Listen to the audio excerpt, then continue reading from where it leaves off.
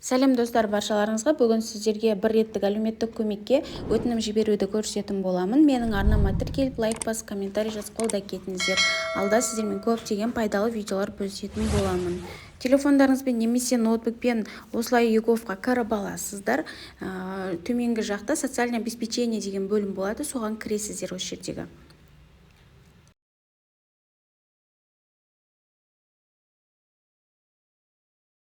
Әрі қарай пенсионный обеспечениенің ішіндегі назначен социальный помощь дегенге кіріп аласыздар.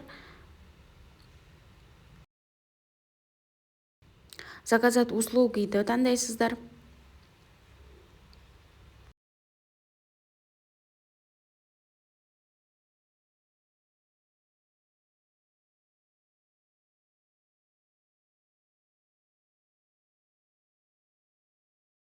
Сіздерде 4 шаг шығады. Ең бірінші шагта сіздер өздеріңізге таңдайсыздар, немесе өздеріңіздің балдарыңызға таңдасаңыздар болады. Ары қарай контактный номер, өздеріңіздің телефон номерлеріңізді жазып аласыздар да, далені таңдап екінші жаққа барасыздар. Бұл жерде сіздерде өздеріңіздің категорияларыңызды таңдайсыздар. Қандай категориямен сіздер бір реттік әлеуметтік көмекке заявка жіберіп жатырсыздар, соны таңдап аласыздар.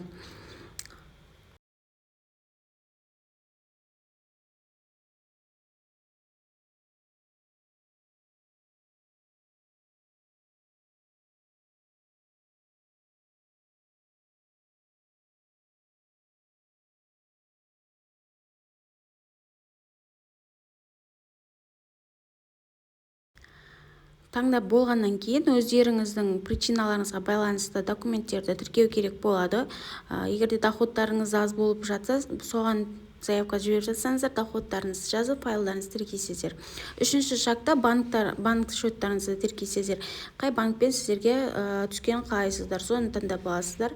Және бұл жерде ЭЦП ключтарыңызбен подписаться и проверить счет деген жерге ЭЦП ключтарыңызбен қол қойып аласыздар. Ары қарай оны қол қойып болған соң, ары қарай подписаться деген шығады. Соны басып, 4-ші шаққа өтесіздер. 4-ші шақта сіздерде статустарыңыз шығып тұрады сол жерде.